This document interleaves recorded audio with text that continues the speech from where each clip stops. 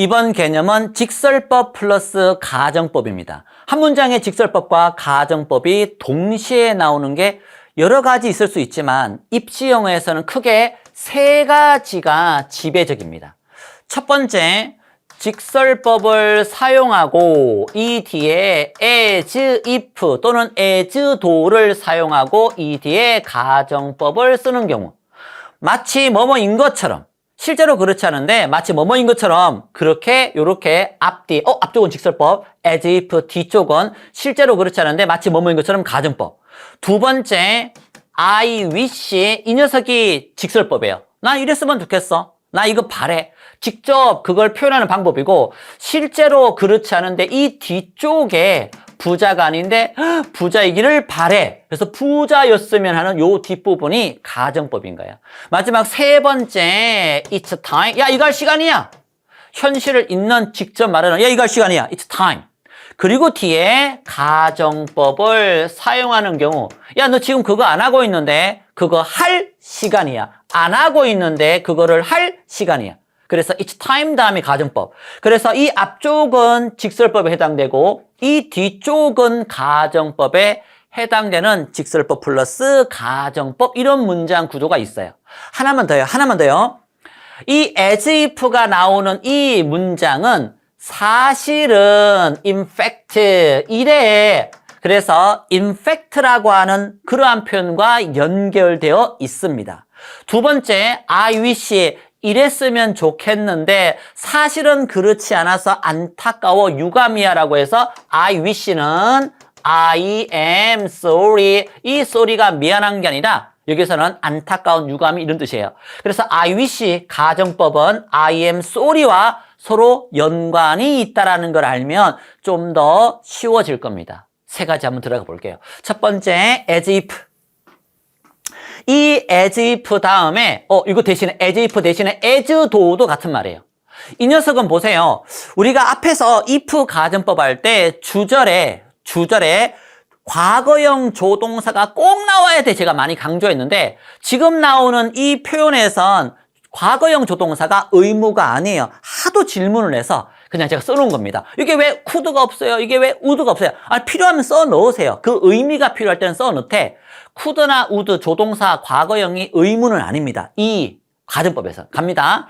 in fact네. 그러면 I am sorry는 I wish랑 연관이 있고 in fact는 as if랑 연관이 있는데, 직설법의 현재에 대한 내용을 as if로 바꿀 때 in fact는 as if로 바꿀 수 있다고 했으니까 현재는 이렇게 과거로 쓰는구나. 그리고 as if, as though의 뜻이 마치 뭐뭐인 것처럼, 실제로 그렇지 않은데 마치 뭐뭐인 것처럼. 그 다음에 과거에 대한 내용은 과거 완료로 가정법을 표현하는구나. 자, 그러면 이 아래쪽의 문장을 한번 표현해 봅시다. in fact. 그러면 요거 as if 아니면 as though라고 하는 이런 가정법으로 이렇게 써주면 되죠. as if, as though. 그럼 보세요. 그녀가 쌤을 모르는 거 현재잖아요. 맞죠? 그런데 as if, as though. 마치 아는 것처럼. 모르는데 아는 것처럼 해야지 반대로 가정하는 거니까 여기에 그녀가 she. 답 쓰지 마세요. 아는 것처럼 knows, 그 다음에 쌤, 여기까지 이해가죠. 여기에는 not이 있지만 모르는데 가정법에서는 아는 것처럼 그렇게 써주는 거니까 요 not이 사라졌구나까지 이해갔죠. 두 번째, 현재에 대한 내용은 as if, 어쨌든 가정법에서는 과거를 쓴다고 했으니까 knows가 아니라 여기에 잘못됐다, 이렇게 new라고 써야 돼. 현재에 대한 건 과거로 표현해야 되기 때문에 new가 맞아. 이렇게 두 가지가 보이셔야 됩니다. 마지막으로 이 앞쪽에 she talks, 그 다음에 she acts, 그녀는 행동해, 그녀는 말해, 이런 부분들은 누군가가 기록을 해주는 거니까 여러분들은 as if 이 뒤쪽만 신경 쓰시고, 여기까지는 직설법이니까 선생님 얘는 왜 과거로 안 바꿔요? 여기는 직설법이라니까요. as if 이 뒤쪽만 가정법이라고요. 됐죠? 자, 그 다음에 in fact는 as if, 칼이 좁으니까 그냥 as tho를 안 쓸게요. 이 뒤에 이렇게 바꾸면 되죠. in fact, 사실은 그녀는 어제 쌤을 안 만났어. 그걸 마치 만난 것처럼 이렇게 as if로 바꾸면 됩니다. 요 앞쪽은 누군가 써주는 거니까 그 뒤에 as if만 기록하고 연결하시면 됩니다. 자, 갑니다. she, 그녀는 어제가 과거니까 가정법에서는 had pp 과거 완료가 나올 거고 as if, 그 다음에 I wish, 그 다음 each time 이 세 가지에선 조동사 과거형이 필요하면 쓰되 의무가 아니기 때문에 여기는 조동사 would나 could가 없으니까 안 쓸래요. 없으면 안 쓰는 거예요. 여기에 can이 있으면 could를 쓰지만 여기에 can이 없는 거니까 이게 굳이 could를 쓸 필요가 없어요. she, 그 다음에 안 만났는데 안 만났잖아요. 그러면 만난 거로 해야지 가정법이잖아요. 안 만났으니까 반대로 마치 만난 것처럼 그렇게 말한다고 했지 맞는 거잖아요. 그래서 얘는 빠질 거고 이 녀석을 쓰되 과거니까 과거 완료 had, 이 녀석의 pp형 met, 그리고 남아있는 same, 그리고 yesterday 요렇게 변할 거라는 걸 알 수가 있죠. 현재에 대한 건 과거로, 과거에 대한 건 had pp 과거 완료로 as if, I wish, each time에 조동사 would나 could가 의무는 아님. 여기 can이 있으면 could를 쓰되 can이나 그런 게 없으면 조동사 과거형을 쓸 필요가 없음.